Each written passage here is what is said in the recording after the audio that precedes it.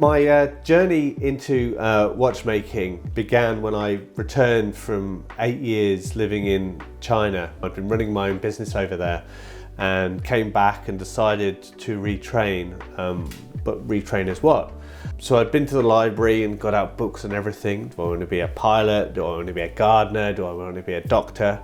And in the end, I was left with a book on watches. I'd always had an interest in watches. I wouldn't say it was a fascination, but the more I looked into what went into making them and what went into repairing them, the more I thought, oh, actually that fits into my skill set. And having worked for myself before, one of the greatest things it teaches you is what you're good at and what maybe you're not so good at. So I'd already learned that the focus of watchmaking really fit in well with my personality.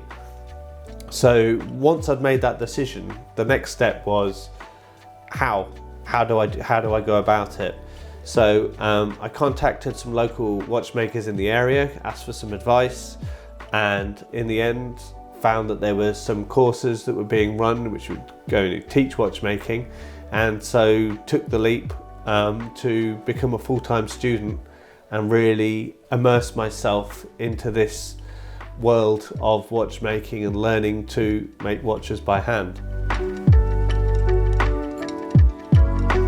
Watchmaker training, in many ways, it's not what most people who, when you think of a watchmaker, it's not the kind of skills that they'll use. We're trained to basically make a watch from parts of metal, from bars, from rods, into workable parts of a watch, wheels, screws, etc.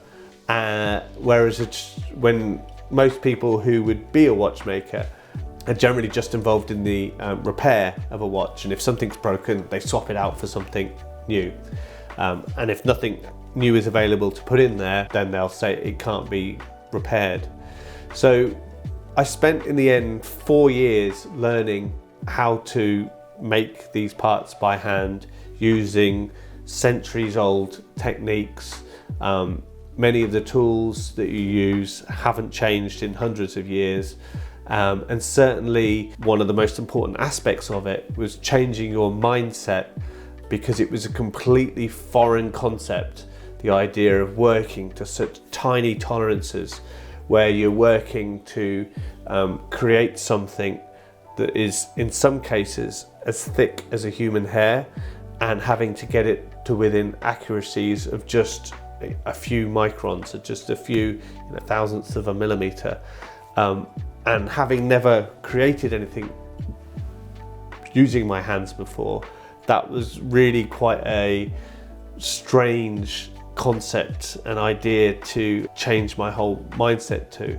Then you're learning how to, use the tools, how to use them correctly, how to take care of them, learning how to use with different metals, predominantly brass and steel, and having to do it in not just a precise manner, but also to make it look beautiful.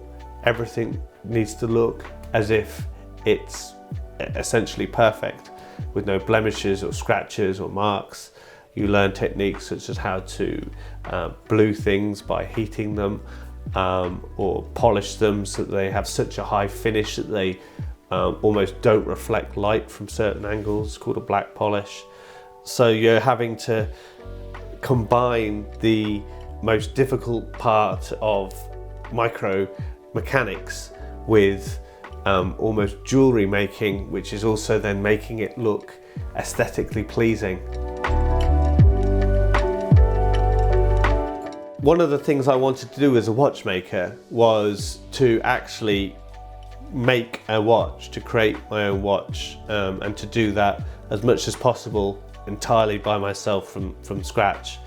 And so I'd set myself the challenge, feeling that if I could make a watch from scratch and demonstrate to other people that that's what I'm able to do, then that will open the next door in the journey, which would be to start making watches in Britain. The journey started, like most things, probably too optimistically, in that I felt as if it was something that I'd probably get right on the first attempt. 7 years later, I'd reached a point where I felt I was happy enough with the watch that I had. But even then, it's not a watch I ever wear. I feel it's too big, it's too clunky, and perhaps because I've spent so much time working on it, all I see are the flaws. But the watch is quite important in itself for me, in that it was the whole learning process. It was learning that good enough is never good enough, and that you must always push yourself. And generally, what you end up achieving is, in many cases, better than what you could have initially imagined. And that I find that you're always, when you put a lot of effort into something, you're often surprised at the results.